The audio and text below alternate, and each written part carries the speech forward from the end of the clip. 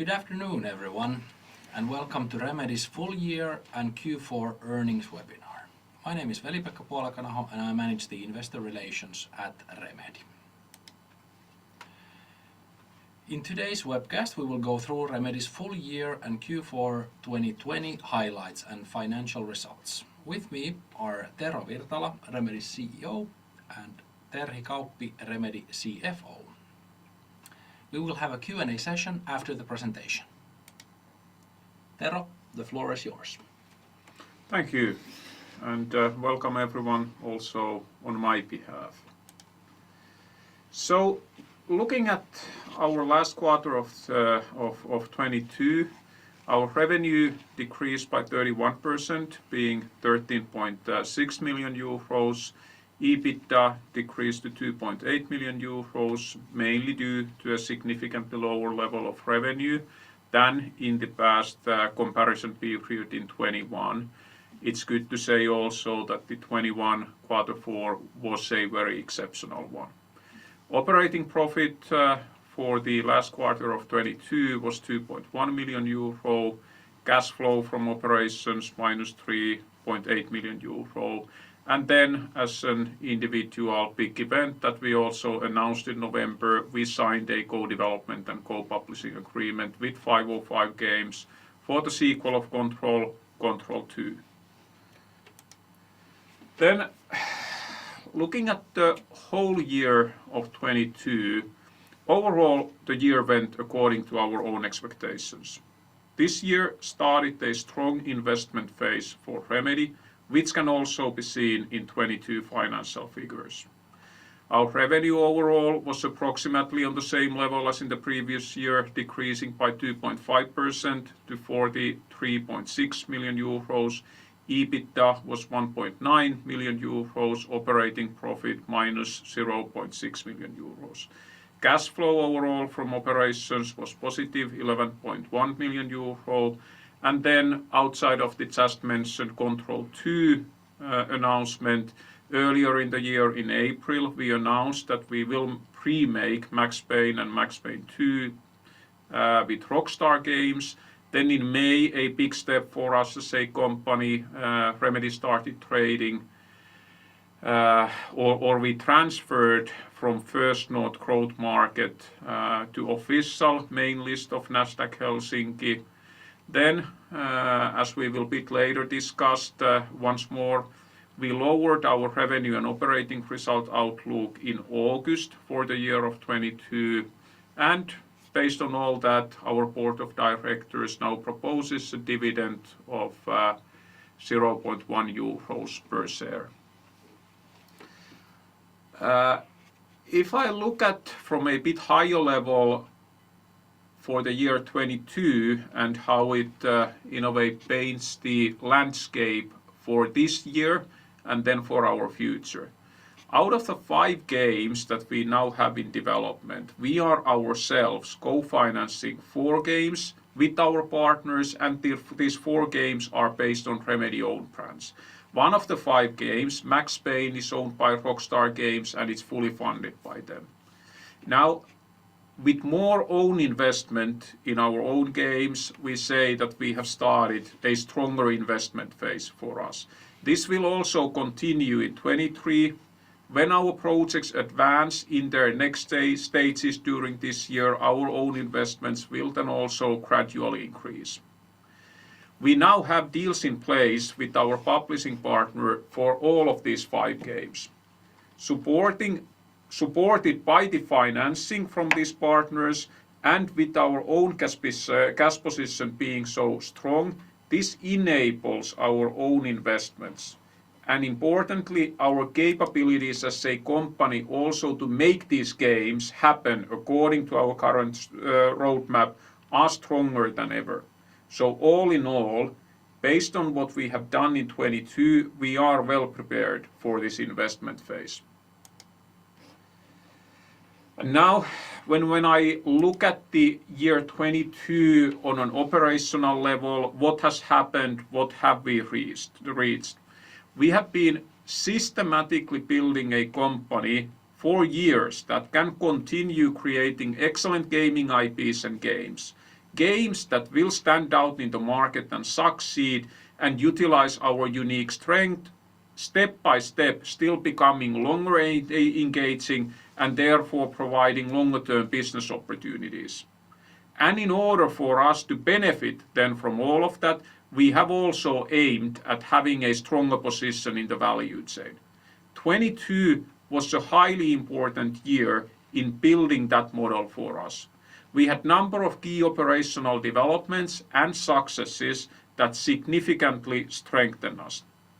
We now have all the key elements in our hands that we need to successfully execute our roadmap of 5 games. What, for example, happened in 22 is that first of all, we now have these 5 games in development, and with the November deal with 505 Games, we closed a publishing partner agreement and co-financing agreement for that 5th game as well. We now have the agreements in place for all of our games in our portfolio. And that portfolio is a balanced one. On one hand, we now have in development longer engaging single player games that are closer to our historical strengths. And we also have the service-based multiplayer games taken, I would say, smartly, which take, I would say, smartly into account our traditional strengths in narration and world building. And now when we are not going into PvP games but co-op games, we can also utilize these traditional strengths in a new context in multiplayer games.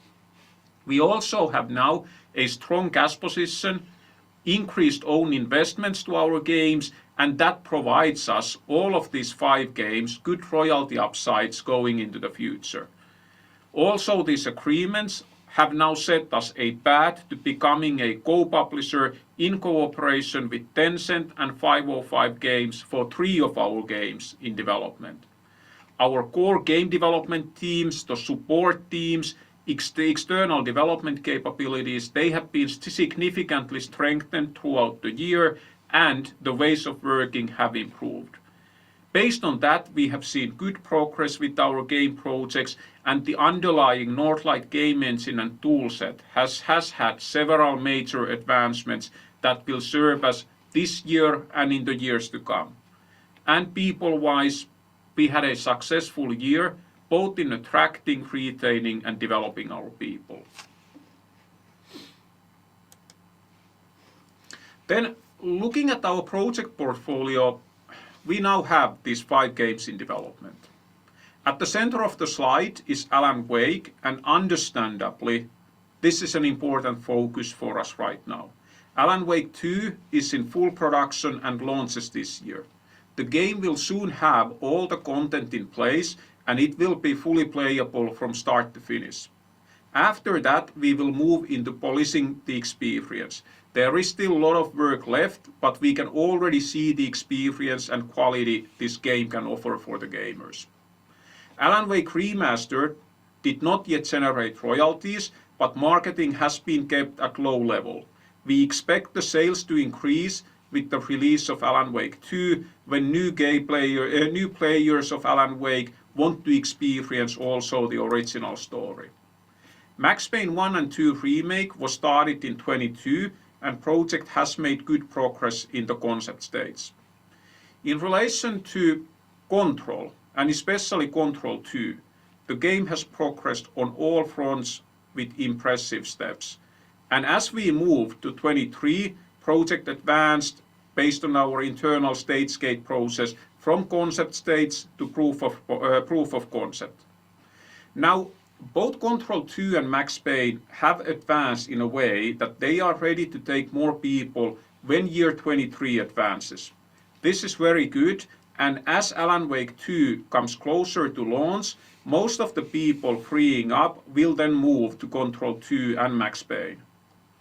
Condor, the spin-off of Control, is a service-based co-op multiplayer game.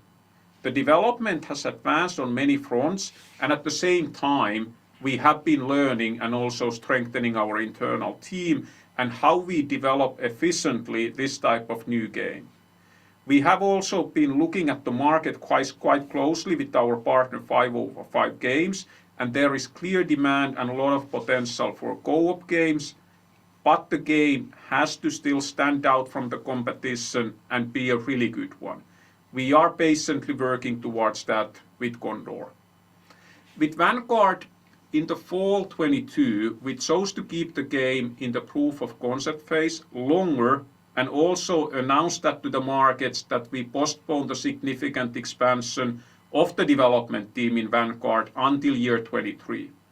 Now, during the fall 22, the Vanguard team has been strengthened, ways of working have developed, and team has made good progress.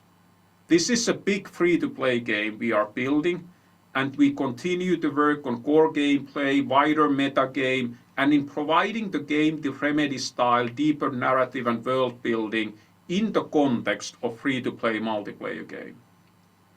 In this portfolio, Condor and Vanguard overall are service-based multiplayer games, and in that sense new type of games for Remedy.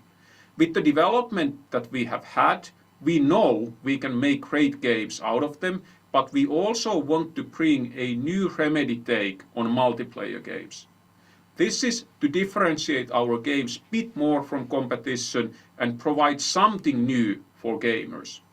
All this requires a lot of learning and iteration and also patience.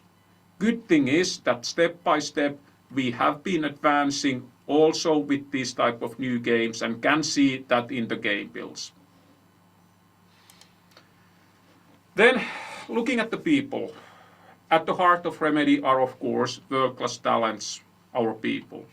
Developing 5 games and underlying Northlight technology and toolset requires world-class talent, good collaboration between our teams, and efficient ways of working. We have that, and in relation to people at the end of 22, we had 366 in-house talents. Our second studio in Stockholm, Sweden, is in operation and supports us to tap to the vast gaming talent pool in that region. And while our talents in-house focus on the most crucial parts of the games, we complement this with external development partners. They bring us their special expertise and also allow us to scale up the productions. All that is needed to develop our games, start launching them successfully, and reaching the growth objectives we have. Now, competition overall for talent in gaming industry is fierce. And I'm happy to say that we have continued to succeed very well on that front. Our recruitment has for years worked well. In 22, that was supported by COVID pandemic starting to ease up and world again opening. In 22, we almost doubled the number of new employees compared to year 21. But the other side, employee retention, is equally important, and we were strong in this as well. Being able to retain people is naturally not a result of just 1 year of actions, but an outcome of many good developments over a longer period of time, which makes me even happier. It tells that we have built something sustainable, which takes years, and it's also a longer-term competitive advantage to us. To give some context to employee retention, as an example, already in 2021, employee turnover in wider gaming, media and entertainment industry was over 20% in many Western markets. We don't have the numbers yet for the year 22, but it has been higher, that we know. However, at Remedy, our turnover is far lower, year by year around 10%, like it was approximately in year 22. This tells that despite of a lot of alternatives for great people in our industry, our world-class talent likes to be with us. We are an attractive employer. We provide them interesting projects, roles, development paths. And for us as a company, this gives a chance to build long-term, truly high-performing teams with top talents who know step by step over time their work, their colleagues better, leading into an even better performing teams. With this accumulated expertise, they can then develop their own fields of work and better help us to succeed both short term and long term. And in order to support that, we naturally continue to provide opportunities for our people for professional development, career progress, leadership training, ways of working, and with many other aspects of their work as well. We, as a result, now have 5 core game development teams, our technology team, and set of important support teams in place. These teams are again stronger and also collaborate more efficiently than ever before. So, summarizing the year 22 on an operational level, it was an important year in our longer-term development. We now have all the key elements in place to develop our roadmap of 5 games and succeed with them in the future. Reaching this point has been a long process. When we look at the past, in 2017 we started the transformation that one day we would be able to develop excellent, longer engaging games on top of our unique strengths. Have ability to make this type of games and multiple games in parallel, and with this model also step by step have a stronger position in the value chain and gain more of the benefits when our games then one day launch to the market and succeed. Overall, during the years, this move to multi-project model has been going well, but it's definitely not been easy. It is a difficult move for any experienced gaming studio, and that is why so few have done it successfully, even though long-term benefits with this model are obvious. We at Remedy, we have also felt some growth pains when building our model over the years, as was partially evidenced in summer 22 with the additional time needed for the Vanguard project. But all the time we have taken our learnings, made changes, improved and advanced. All this, it has taken time. Now in 22, we reach our ambitious target to have a strong organization and ability to develop 5 big games in parallel. We now have a well-balanced, high-potential portfolio of 5 games. It consists of step-by-step longer engaging single-player games that, as I said earlier, they are closer to our historical strengths. But we also have 2 service-based multiplayer games. We have approached these new games patiently and smartly, going to co-op multiplayer, which is a more natural step to us than, for example, player versus player competitive multiplayer games. With this direction, we can utilize also more of the narrative world-building expertise and bring something really new to this genre. We now have in place trusted world-class partners for all the 5 games. Partners that are the right ones to help us succeed exactly with these games. And we have now gained a stronger position in the value chain. Out of the 5 game projects we have, 4 are based on Remedy's own brand. Remedy is a co-publisher in 3 of these. Max Payne is a Rockstar IP, but an excellent addition to our portfolio. We also now have a strong cash position, have high potential games in development, and really an ability to make them happen. According to our strategy, together with our partners, we have now started to invest also more of our own money to these games in order to gain bigger benefits once we start launching the games into the market. Looking at the future, this investment phase continues also in 23. Our strategy overall and these investments are done to enable major growth opportunities in the future and an even stronger position to benefit from this growth. We will now, based on this, have an ability to develop new games and at the same time live operate existing games in the coming years. We can have ongoing game updates and also new game launches every year. These games are longer engaging, and that will mean that there is more opportunities for long-lasting recurring revenue. And with our higher position in the value chain, we are also having a higher royalty upside, higher potential to gain our part of that revenue. And with the co-publishing model, we have more direct involvement in how our games are marketed and sold, and also a stronger ability to build communities, connect with these communities, and serve these communities, which are so important, especially for service-based games. So all in all, it's been a big and important year for us, a lot of development, a lot of potential going further. But this was my part on the operational part. I'll now hand over to Terhi to talk more on the financials.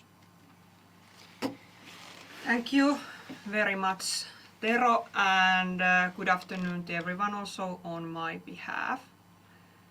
So let's look at a little bit more closely our financials. And yes, first of all, about our Q4 revenues.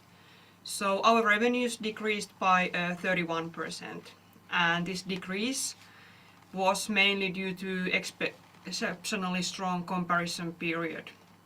And that was due to the one-off revenues related to Vanguard and Alan Wake 2 booked then. On the other hand, the positive contributor was Control 2 development fees due to the contract we signed with 505 in Q4. Overall, our development fees were 92% of the total revenue, which means then the royalties was only 8%.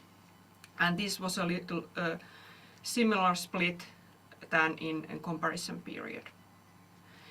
In Q4, our royalties decreased by 400,000 euros, and that's 27%. We didn't receive any royalties from Alan Wake Remaster yet, as mentioned, nor did we from Crossfire. And looking a little bit further back, and as a reminder, again, there has been and there will be quarterly variation in revenues, and thus also in profitability. The level of royalties has been decreasing in each quarter in 2022 from comparison period. And overall, in the total amount of royalties in 2022 was only 4.5 million euros compared to the level of 8.7 million euros in 2021.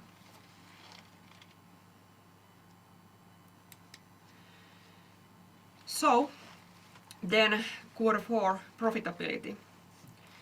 So of course the revenue decrease impacted that, and our EBIT was 2.1 million euros, and that's 15.6% of the revenue.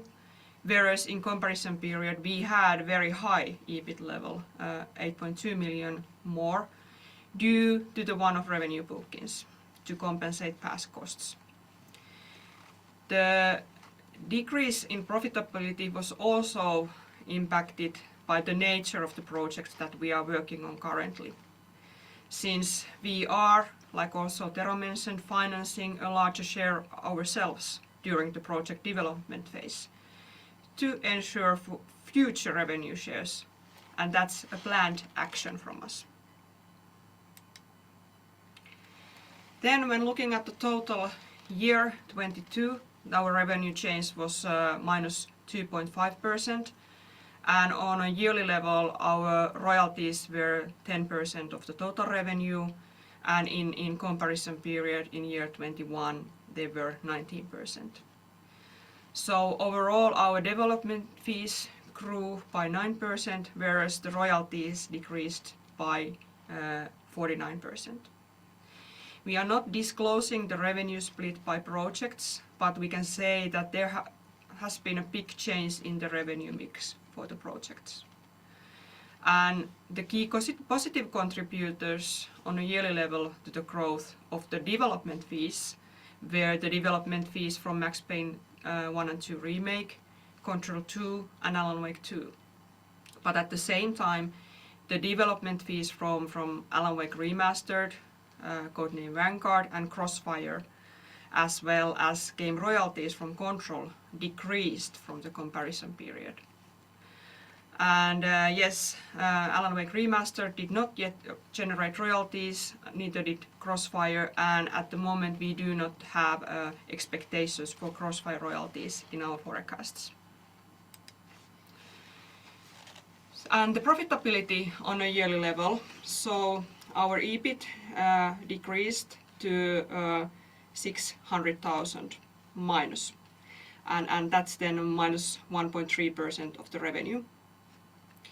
Transitioning to a phase where we invest more in the game project during the development phase to ensure longer-term business upside potential also means that we gradually hire more employees and utilize external development more than in past years.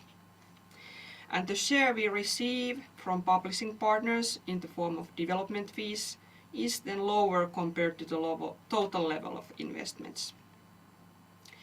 And about the cost structure changes, briefly, taking into account the way IFRS requires the expenses to be netted, we can say that yes, we are using more external development and outsourcing, and therefore the materials and services expenses were 118.9% higher than a year ago, and that's then a significant increase. We continue to recruit more personnel, and in this format our personnel expenses were 13.2% higher than 21. And after the pandemic restrictions now have eased, the level of other operating costs has normalized in a way, and there we have almost 60% increase in other operating expenses than in the comparison period. And for the transparency's sake, we also present here the unnetted amounts of expenses. So the capitalizations are not netted here, but they are presented separately. And in these numbers, we can see that the external development fees increased by 1.3 million euros to 4.2 million euros, and that's 48%. And the main drivers here were Alan Wake 2 and Condor projects. And then personnel expenses, as unnetted, only had a slight 3.5% increase, despite the increase of 14% in personnel due to the lower level of bonus accruals in year 22. Our capitalizations were on a 14% higher level in quarter 4 at the level of 2 million euros.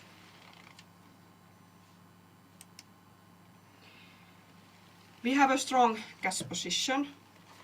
Our operating cash flow was minus 4.1 million euros. And there's always, 3.8. There's always a quarterly variation based on timing of incoming and outgoing payments. And on yearly level, our operating cash flow was 11.1 million euros versus 6.1 million euros in previous year, so a significant increase. Our total cash level was 55.9 million euros, and that's the decrease of 2.3 million during the full year of 22. We have been able to maintain a good cash position, and it allows us to invest into good quality games as planned. And when we raised the funds from the market in early 21, the intention was this: secure cash position and enable us in investing in our own games.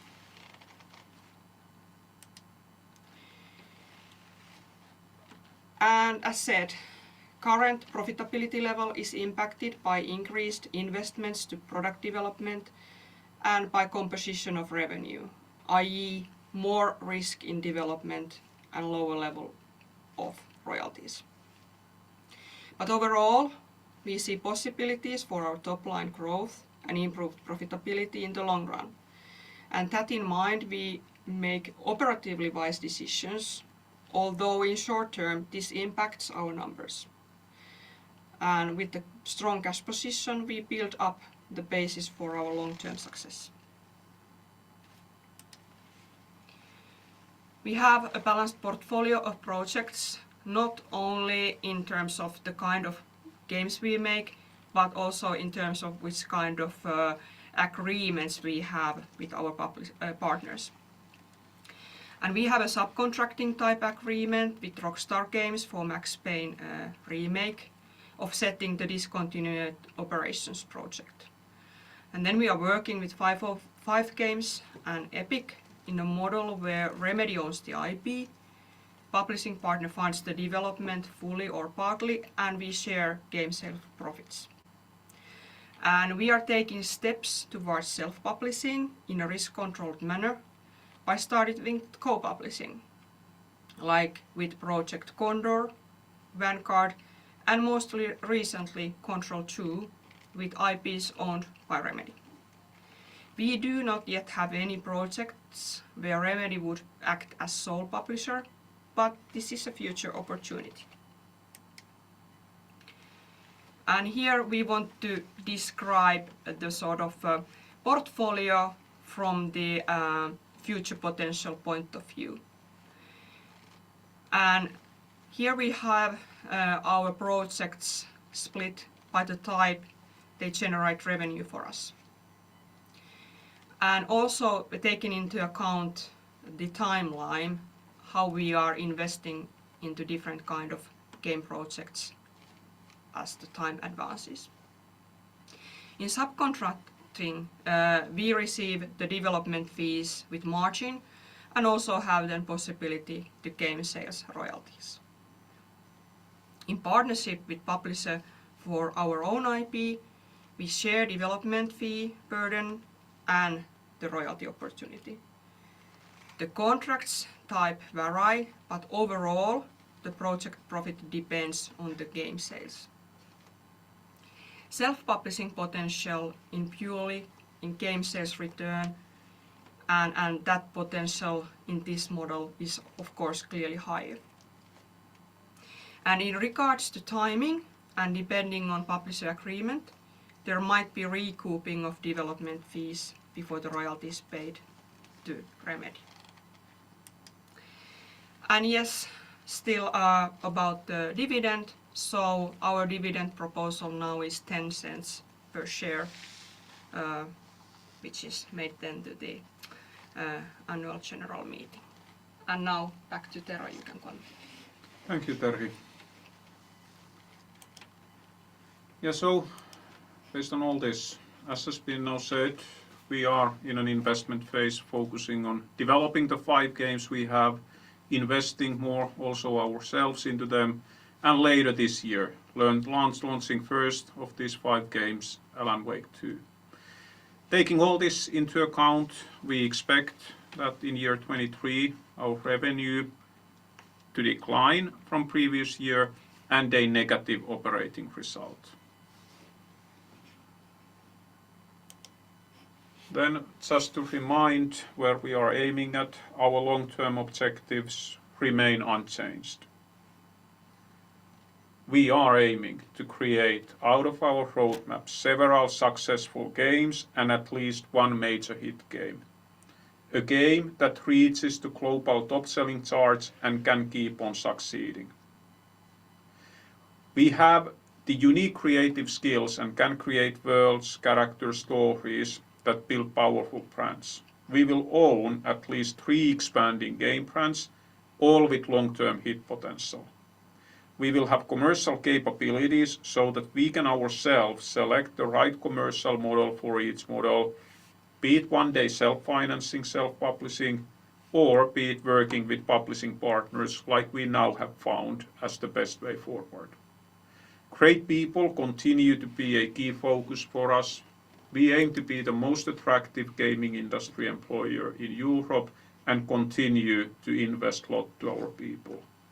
And as has been said, we aim to reach each of these objectives while having a growing business, aiming for profitability and all the time managing our investments and risks well. So I think that's it from our part. Well, the Q&A.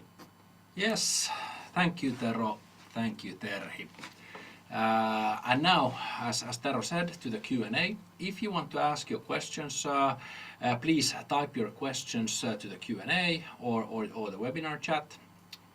We are ready for questions.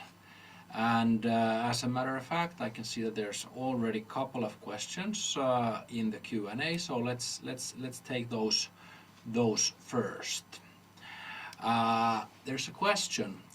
Will Remedy use core mechanics or perhaps concept art from Control 1 in Condor? Meaning, will it be more efficient for Remedy to develop the game? Can it use more code, reuse more code, and things like this? Yes, there are definitely synergies. The main intent definitely always with all the games is that we aim for excellent games, and the main premise was that the world of Control, a kind of like highly intriguing, expanding world, how in a way the oldest house provides expanding opportunities for games, and our strategic intent to go towards longer-lasting games, that built a strong foundation and basis for a co-op experience we saw. And with the early phase concepting that we had, some of the prototyping that we did back in the day, it proved that there is a high potential in this. So that was always the main driver, that we can make a great game.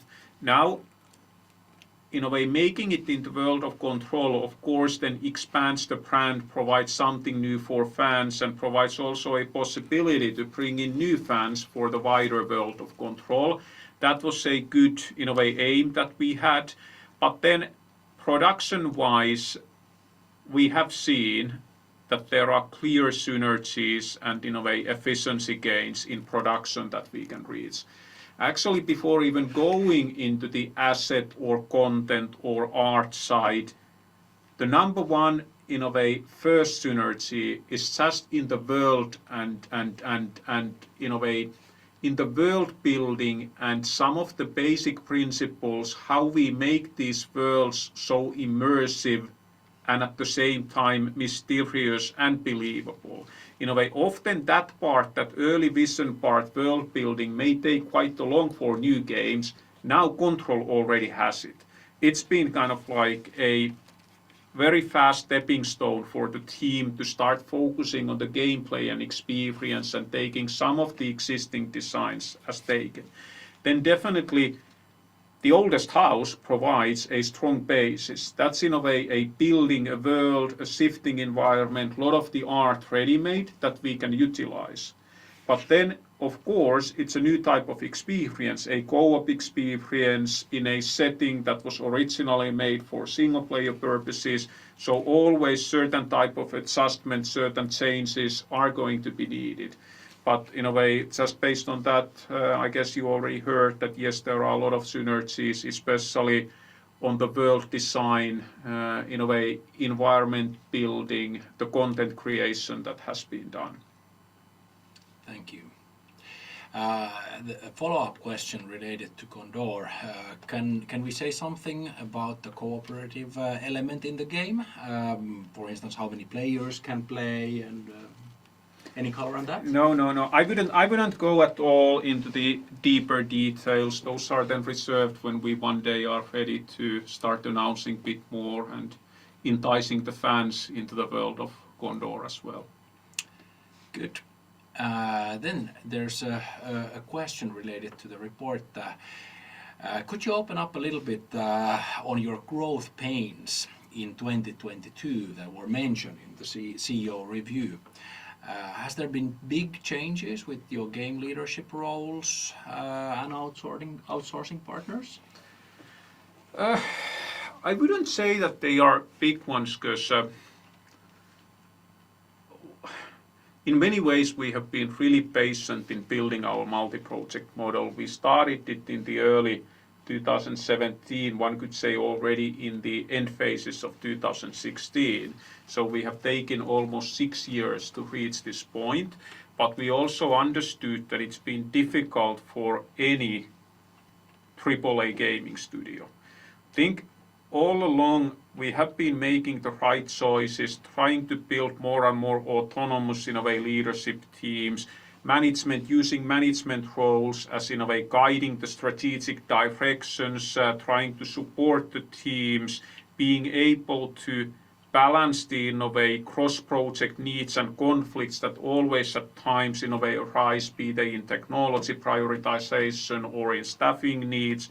We have been building the centralized units, how they could work. So all along we have been advancing on many fronts, but now I think that the final big learnings and changes we have had in 22, and it's in many ways related to the fact that this is now the moment when we had the aimed 5 projects in production.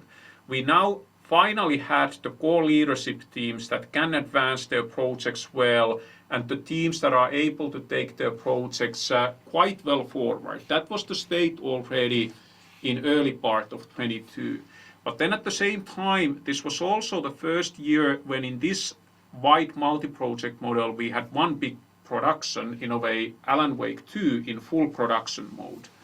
And in a way, and out of these 5 projects we need to keep in mind that 3 are in a way more traditional in a way, or 2 of them in a way Alan Wake 2, Max Payne, in a way very much more story focused game. Control was taking us to a new direction, but we have a team that now making a sequel of that. So in many ways these 3 games are closer to our historical strengths, or the strengths that we have built during the past years.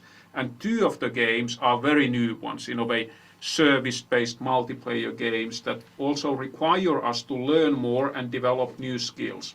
So when we take all that into account, I think in a way, especially in Vanguard, we saw in the summertime that even though a lot of good progress had happened, in a way, it was proceeding too slowly. Some of the key elements were not, in a way, found out, and it was mainly a learning point for us also in developing this type of new games, that the leadership team needed to be a slightly different one than we have in some of our other projects. And we also discovered some of the key, in a way, developers that the project still required, and in the fall time we were able to fulfill that. But then with the 5 projects with, in a way, quite autonomous leadership teams, it has been a learning point for us also that what's the right way for us as a company management to, in a way, oversee and at times guide the project, and then together with the project teams early on identify the really big topics that need to be sorted out rather earlier than later, and then also what are the ways how we balance the portfolio with these different requirements for technology, for the staffing needs, for scheduling, and especially doing that early enough so that the projects can take these into account in their planning. And then there have been, in a way, these have been developments, and then we have had, in a way, really good developments in the ways that our projects work. There are some, in a way, benchmarks that we have been using, some models that work in one project we have taken to other projects. But we have also seen the importance of doing some adjustments when we have a different type of game. Then actually the benchmarking works in a certain way, but what's the level of freedom that we have now given to the teams to adjust the model exactly for their teams and their project needs. And then the cross-team collaborations that we are having with the production support functions and the game teams. So I would say number of developments, but what I'm happy about is that we have been able to go into this detailed level in the areas that we have developed, and now end of last year we could already see we had progress in these projects all the time, but now the progress is clearly accelerating, and that's good. Are we able to utilize freed up capacity after the launch of Alan Wake 2 in Vanguard and Condor, or are these projects' needs somewhat different?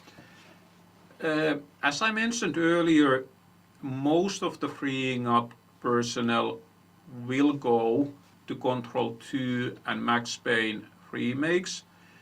Definitely many of these talents in different disciplines, they can be utilized also in Condor and Vanguard, but the needs in those projects for the people that are freeing up or are not that heavy.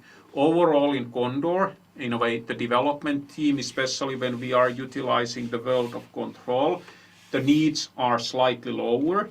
And then Vanguard is being developed with Unreal, and therefore also the personal needs and talent needs are a bit different, and Vanguard in any case already has a, I would say, medium-sized team that is able to take a lot of the development further. But yes, some in a way freeing up talent most likely will go to Condor, some will go to Vanguard, but most of them still to Control 2 and Max Payne.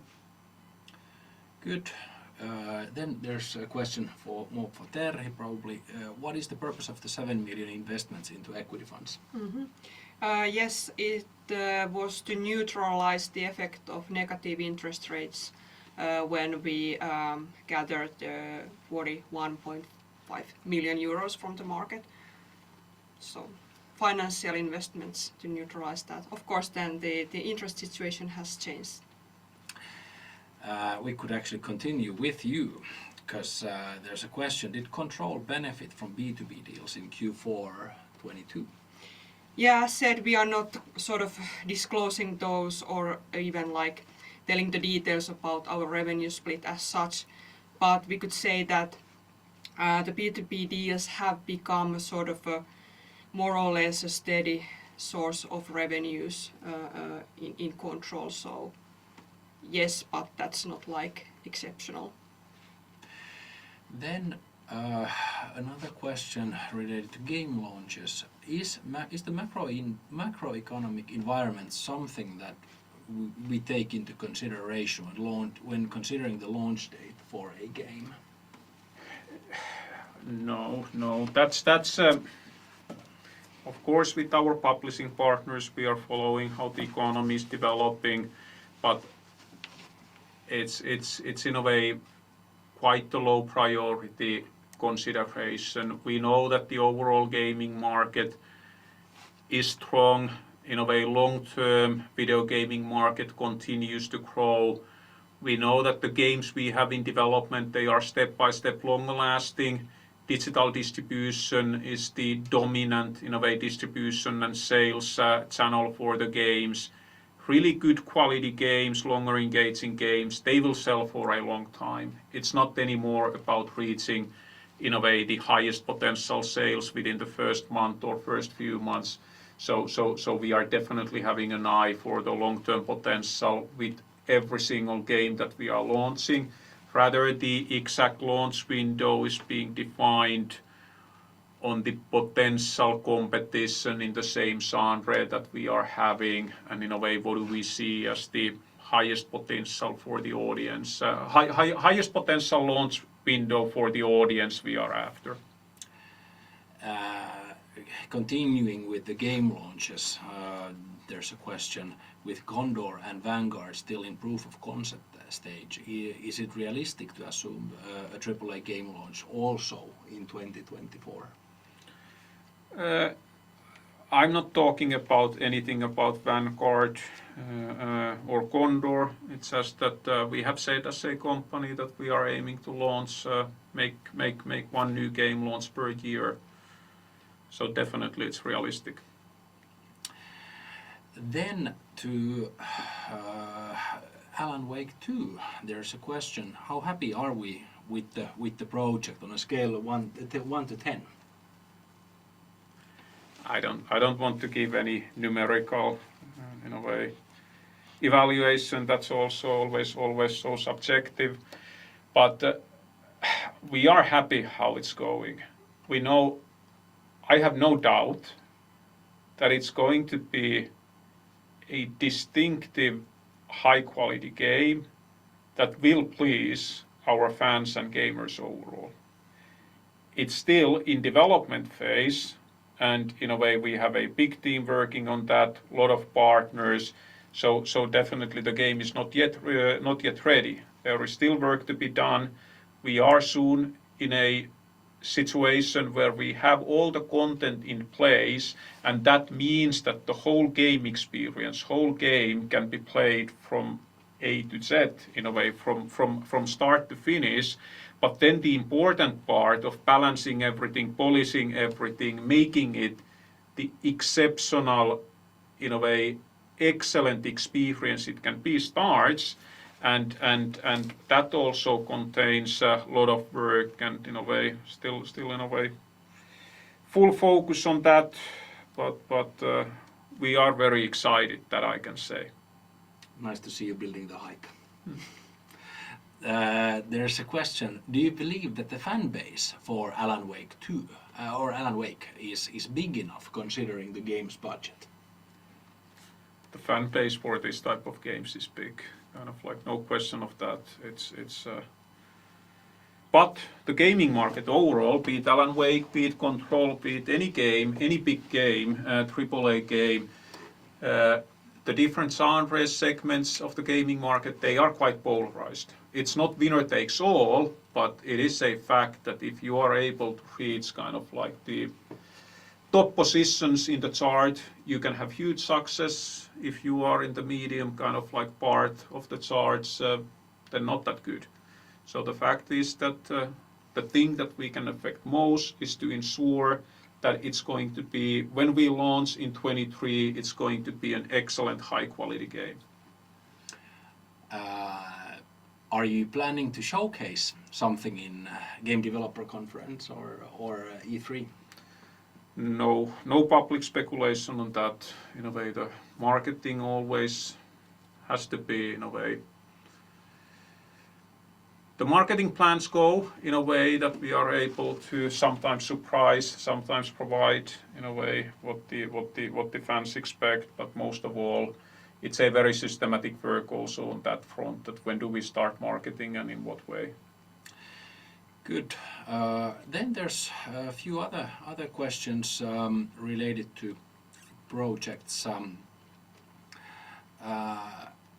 Tero said that, or you said that we have learned from the past while building up the multi-project model. What were the sort of key learnings from the Crossfire projects? That's a good question. Because the partnership with Smilegate and Crossfire plays a big and important role in our past year's development. So especially in the early phases of the multi-project model, we in a way started this whole model when we had the first in a way Crossfire operation in development, and we started developing Control. And I think first of all, it showed us early on the importance as in the portfolio to have also projects with the different in a way business risk profile, and in a way back in the days when we were just in a way trying our kind of like toes in the water, that what's the right way for the multi-project model when we had 2 or 3 projects. I think having one in a way project that we could forecast quite well into the future with our partner, with Smilegate, was highly important one. Then at the same time, I think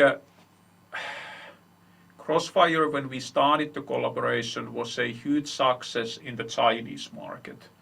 And we started making a single player experience for an audience that was not back in the day familiar with single player games, to a game that was mainly successful in China and some of the other, some developing countries. So I think in a way when the market and audience was not familiar to us, it was a lot of iteration and going back and forth in finding the right design for these operations. And then at the same time, when when in a way Crossfire was primarily in a way a multiplayer, free-to-play multiplayer experience, developing something completely new to that in a way required a lot. And we had our learnings, and Smilegate was an excellent partner, but their focus on that type of military shooter, free-to-play games, in a way, when we together with Smilegate saw that we will not continue, in a way, our collaboration, and we started looking for a new project, I think the big learning was that we should take as our next project a project that's still few steps closer to our original and traditional strengths of, in a way, adventure, action, in a way where storytelling plays a role, but which still, in a way, step by step can take us into a longer lasting experience. And with all these learnings, they played a big role when we had a lot of options that with whom could we make a potential subcontracting project, because we wanted to have a one. And it played a big role how we then ended up having a Max Payne, and definitely in a way Max Payne being very close to what we know and what our team wants to make. Will Remedy be taking more games into development during 2023 to 2024, in addition to the 5 projects that we already have? Well, we have just said that currently full focus is on the 5 games. We don't at the moment need anything more. We now have capabilities to advance these 5 games, and already these 5 games provide so much future opportunities for us. We now have the first game launching this year, so in a way all eyes are on that, and we want to make sure that now this year our projects are proceeding well and we have a successful launch of Alan Wake 2. Then who knows what the, in a way, forthcoming years, in years to come, in a way will bring to us. But I would say that at the moment, in a way, full focus on these 5 games. Is it possible for us to have several games in full production phase at the same time, simultaneously? Now we have 5 games. In a way, at this very moment, with 5 games, we cannot yet have 2 games in full production. Quite soon, when we continue in a way how we have now developed, our recruitments are continuing, quite soon we could have. But at the moment, in a way, it's still the model that we are having, and I think going long way into the future, it's also one of the big efficiency gains that we are able to advance our projects in slightly different phases. And then when people start freeing up, they can move to those projects that are already knocking the door of the next phase. And then when we move people into the projects, we are also more certain that our, in a way, capital, our investments are used smartly. Thank you.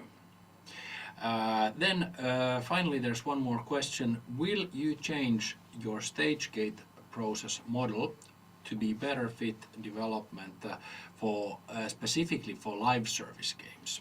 Do we need to change the structure in the development teams for these types of games?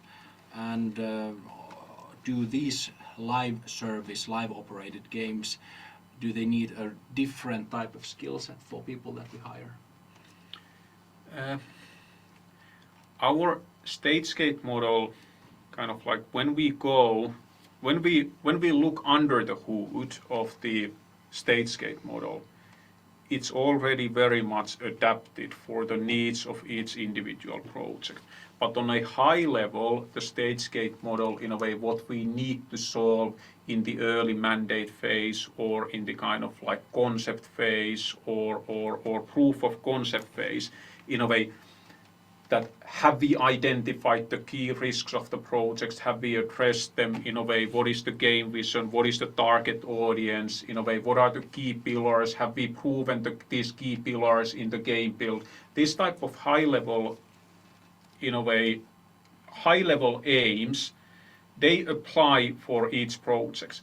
But then in order to make that concrete, they are always converted into more exact questions that are relevant for that project. So in the kind of like development phase, when we are going towards the first launch for the hands of the players, I think the stage gate model works very well to all of our projects. Then, in a way, after the first launch, which in some, in a way, service-based games may actually be beta launches, then definitely, in a way, the stage gate process will differ for the live operated games in comparison to, in a way, bigger products that are being developed where the first launch counts so much. Then do you need to change the structure of the development teams when we go into the live op phase? Definitely, in a way, there are going to be team structure changes in that phase. Are you recruiting people with different skill sets? We have been doing that already for a long time.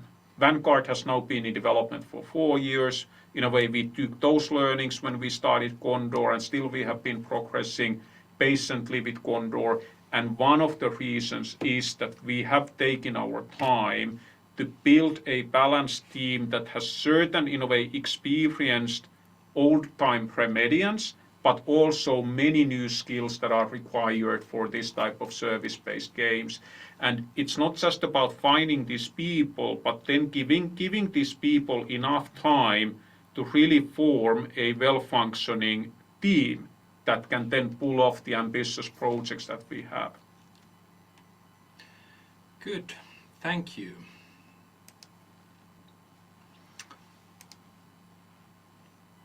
I think this is all. That was the last question. So thank you everyone for the call and the questions. We will be back with the next earnings webinar on April 26th. That's all for now. Have a great weekend, everyone.